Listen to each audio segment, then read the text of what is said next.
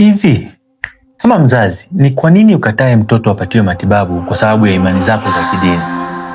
Anyways, kabla sijakwambia utafungwa miaka mingapi, hebu tumsikilize hapa kwanza daktari anasema. Wakati anazaliwa kwa sababu tu mama yake alikataa kwenda kufanyiwa C-section, ile operation kwa ajili ya kujifungua, akisema kwamba yeye anataka azae naturally despite kwamba alikuwa ameshashauriwa kwamba njia yake ni ndogo, mtoto hawezi kupita, ila akataka ajifungue kawaida anyway, and later baadaye mtoto alifariki. That was natural. Yule mtoto aliyefariki kwa sababu baba yake alikataa yule mtoto asichomwe sindano ya vitamin K, and baadaye yule mtoto alikuja kufariki kwa sababu alibleed kwenye ubongo. That was natural. Yule jamaa shahidi wa Yehova aliyekataa kuongezewa damu baada ya kupoteza damu nyingi sana kwenye ajali, yule jamaa alifariki. That was also natural. Kuna dogo mwingine alikuwa na type 1 diabetes. Wazazi wake walikuwa wametoka kwa nabii mmoja hivi, aliombewa then wakasema kwamba wenyewe hawatatumia insulin tena. Then baadaye yule mtoto aliingia kwenye koma. Sasa kisheria, kila mmoja wetu ana haki ya kikatiba ya kuabudu na kuamini kile ambacho anakiona kwake kinafaa, lakini ni lazima tufahamu kwamba hakuna haki ambayo haina ukomo.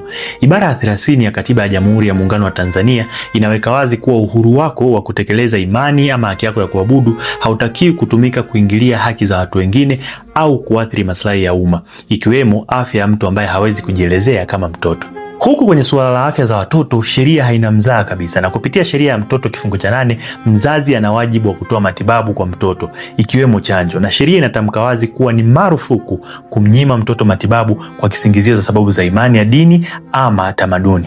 Kama ukigoma mwanao asichomwe chanjo ama sindano ya vitamini K au asipewe insulini ya kisukari na mtoto akapata madhara na kufariki, hauwezi kujitetea kwa kusema kwamba nilikuwa natumia uhuru wangu wa kuabudu.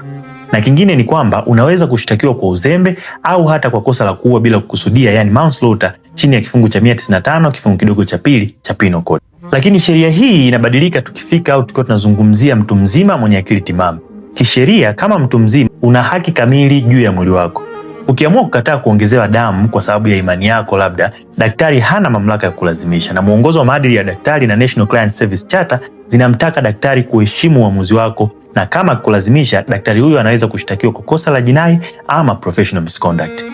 Hapa Tanzania sheria inalinda uhuru wako wa kujiamulia mambo yako, hata kama uamuzi unaofanya unaweza kupelekea kifo chako mwenyewe. Na eneo lingine sasa ambalo lina utata kwenye video ya daktari ni kwamba inakuwaje kama mama mjamzito amekataa kufanyiwa upasuaji wa dharura ama C-section wakati wa kujifungua.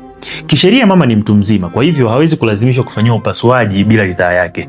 Sasa ukiuliza ni vipi kama mtoto atakuwa amekufa tumboni, sheria ya Tanzania inamtambua mtu kuwa mtoto ama kama binadamu mwenye haki ya kutosababishiwa kifo pale tu ambapo anatoka tumboni akiwa hai na kuanza kupumua. Hivyo ni vigumu kumshtaki mama kwa mauaji ya mtoto ambaye amefia tumboni, isipokuwa kama kuna ushahidi wa kutosha kwamba mama alikuwa na nia ovu ya kumwangamiza mtoto makusudi. Jambo la kuondoka nalo ni kwamba Mungu ametupa akili ya kugundua tiba, na sheria pia ipo kwa ajili ya kuulinda uhai wa watu, hasa wale ambao hawawezi kujisemea wenyewe, kwa mfano watoto wadogo. Na hata siku moja usiruhusu tamaduni ama imani iwe kisingizio na sababu ya kupoteza uhai wa mtu mwingine asiye na hatia. Hakisha umefollow hii page kwa elimu zingine za kisheria kama hizi. Peace out.